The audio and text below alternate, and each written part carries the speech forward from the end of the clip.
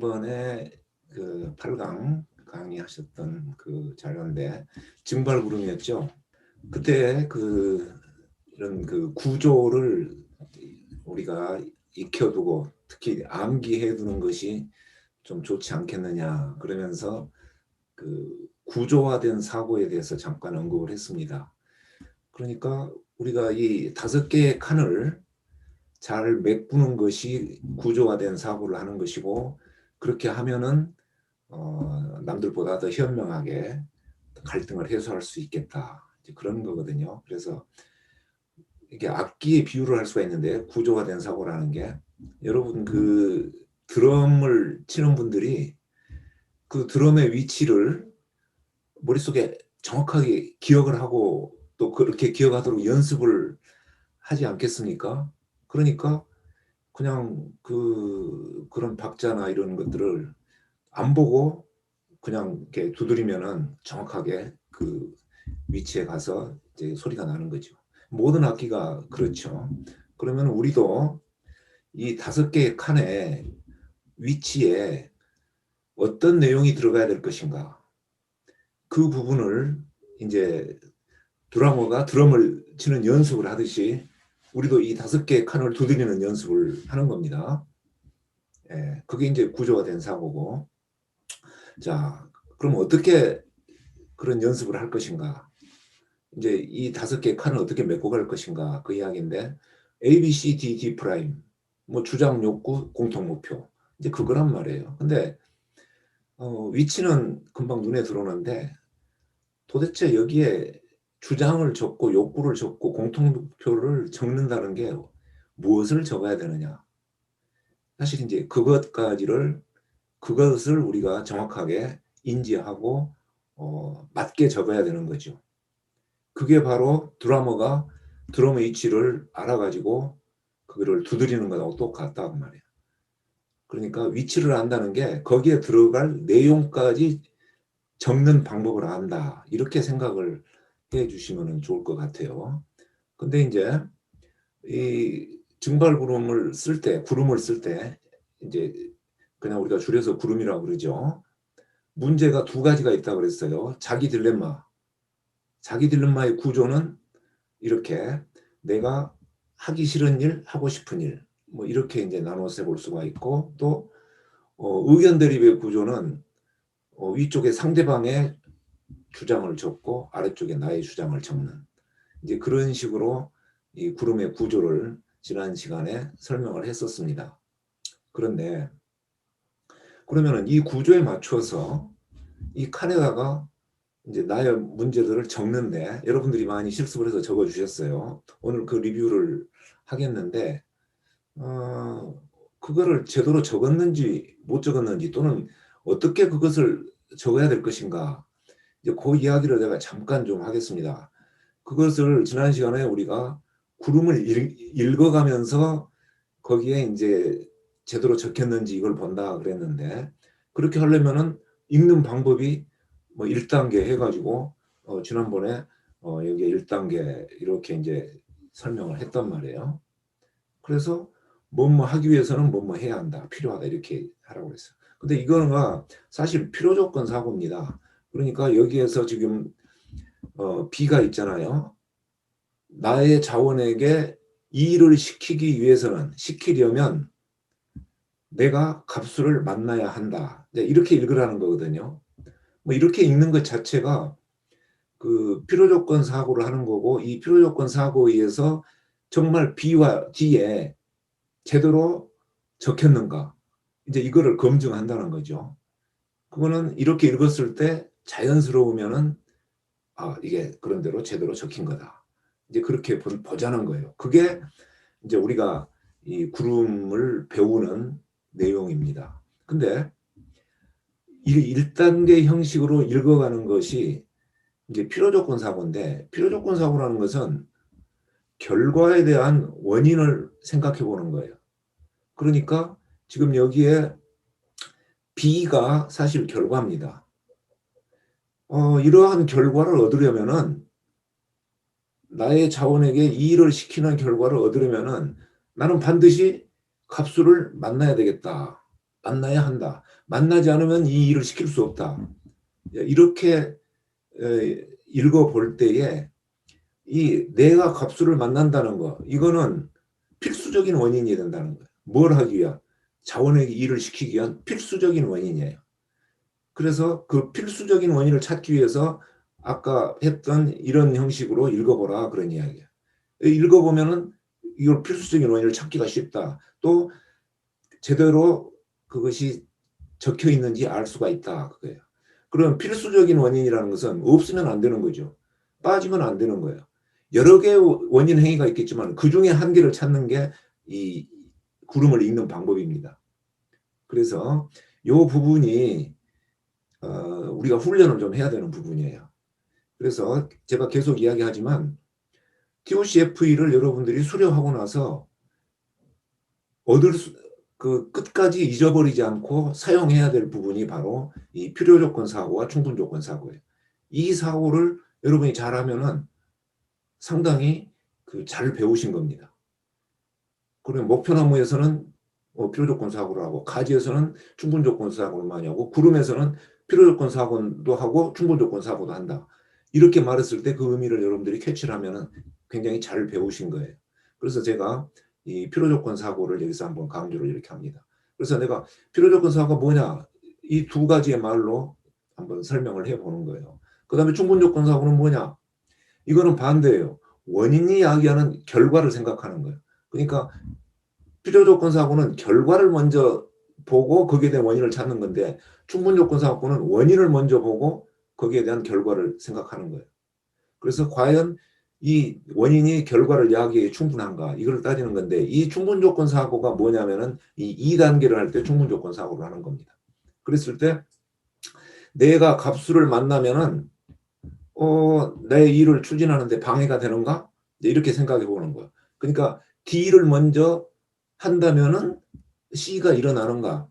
이제 이걸 보는 게 충분조건 사고고, 다만 이 구름에서는 C를 할 때 추진이 방해되는가, 위험한가, 해치는가, 이제 이렇게 반대쪽으로 생각을 해보라는 것이 2단계 읽는 방법입니다. 자, 이 부분을 여러분들이 구름을 할 때 훈련을 하면서 그 훈련을 하기 위해서 실습을 하는 거예요.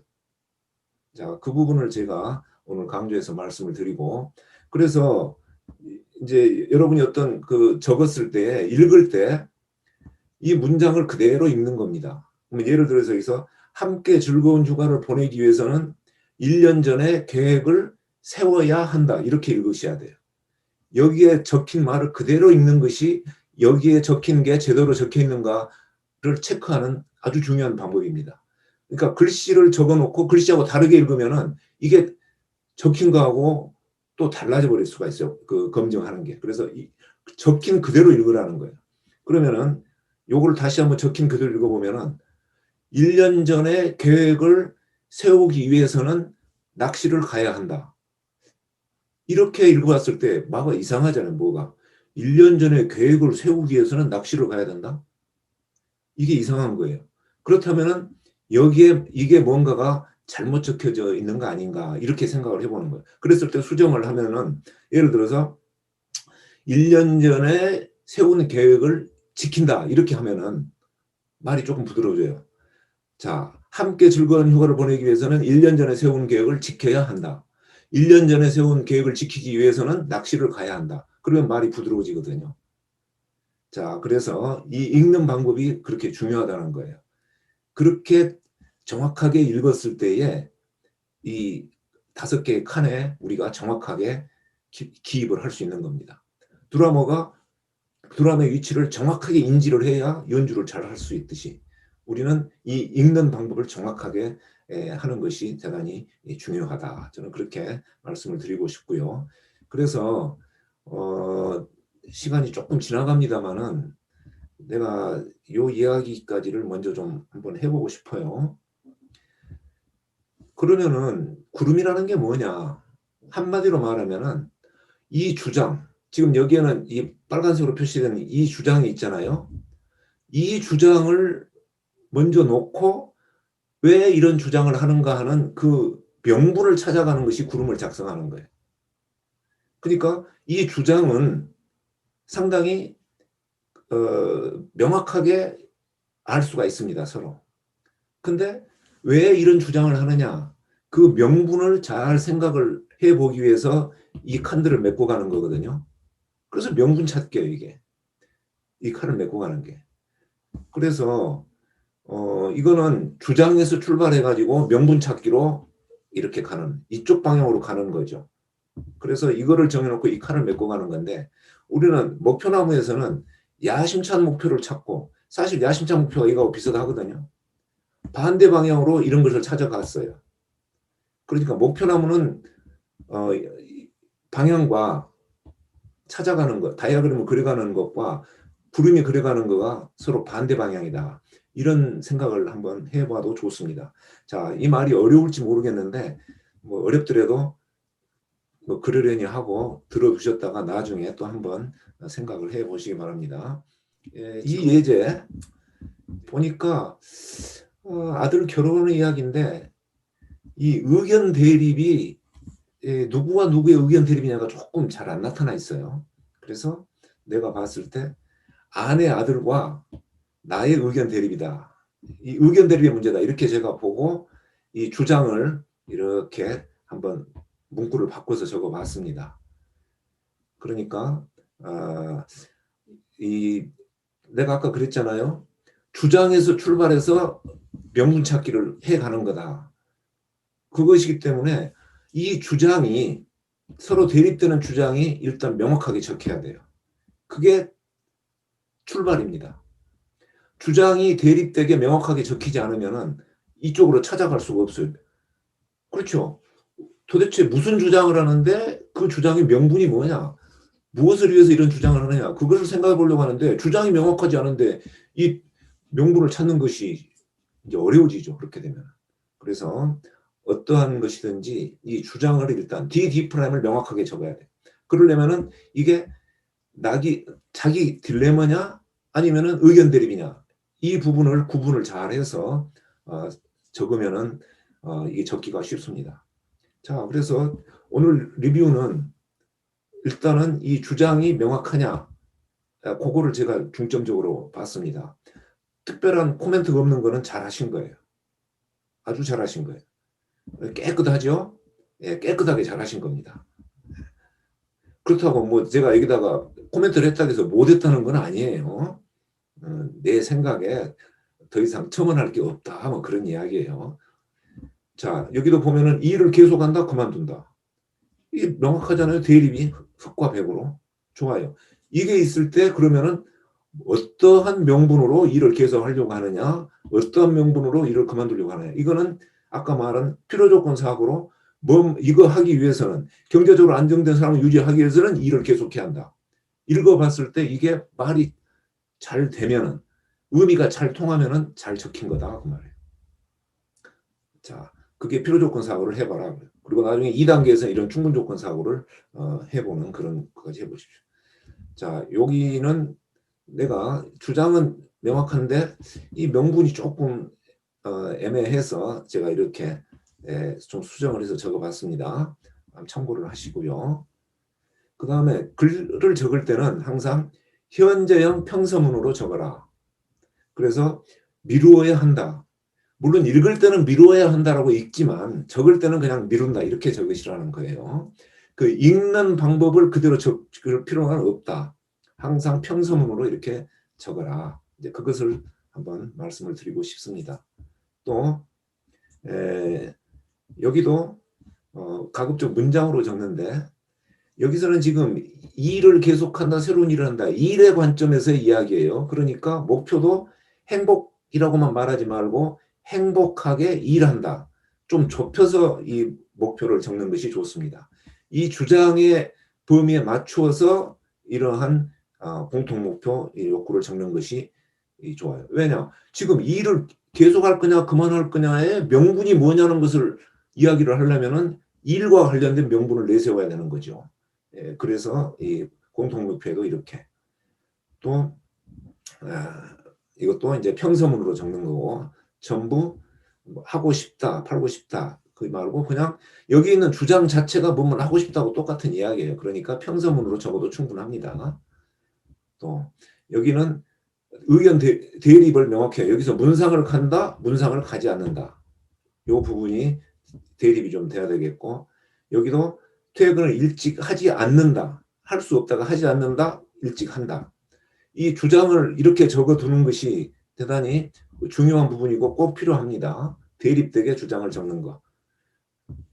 그 다음에 여기서도 목표를 적을 때 인정받는 사회생활은 범위가 굉장히 넓어요. 그래서 좁힌다면 더 나은 사회생활. 시간을 어떻게 쓸 거냐, 술자리를 갈 거냐, 안 가고 퇴근할 거냐. 그거는 그렇다고 해서 인정받는다. 그거는 너무 큰 거예요. 술자리 갈 거냐 말 거냐를 판단하는 데 비해서. 그래서 더 나은 어떤 자기 시간 관리, 더 나은 직장생활, 사회생활 이렇게 하는 것이 좋을 것 같습니다. 그 다음에 여기도 이제 문장만 이렇게 평서문으로 적으라는 거고요. 예. 그 다음에 여기는 내가 좀 이렇게 이 주장에 대한 명분으로 이렇게 내가 한번 적어봤어요. 그래서 여기에 있는 생활의 안정이라는 것이 어떤 공통 목표가 되지 않겠느냐. 그래서 여기가 이게 이렇게 빠져나가고 이 부분은 그냥 안정이라는 말만 경제적 안정이라는 것만 적어도 충분하지 않겠느냐. 또 여기도 내가 이 명분을 한번 적어봤습니다. 주장이 명확하기 때문에 명분을 한번 적어봤어요. 이렇게. 자, 이제 마찬가지입니다. 실습하신 분 이렇게 보시고요. 평서문으로 적는 것이고 또 잘하셨어요. 또 여기도 주장이 대립되게 일단 적으시고 평서문으로 적고 그러면 됩니다. 또 주장이 명확하게 배운다, 배우지 않는다. 그 다음에 공통 목표를 행복하다. 이게 굉장히 큰 범위예요. 범위가 너무 넓어요. 그래서 아들이 어떤 생활이 좀 행복해진다. 그런 정도로만 생각을 하시면 될 것 같습니다. 그리고 이 문제는 조금 명확하지 않은데 자기 딜레마인 것 같아요. 그래서 그런 관점에서 했고 여기에 있는 거는 이 안에 들어오는 게 아니라 오늘 배울 가정으로 들어가야 될 그런 내용이 아니겠는가 그렇게 말씀을 드리겠습니다. 자, 이렇게 해서 5분 만에 22개의 실습을 리뷰를 했습니다. 여기서 마치겠습니다. 또 오늘 좋은 강의가 있기 때문에 여러분 감사합니다.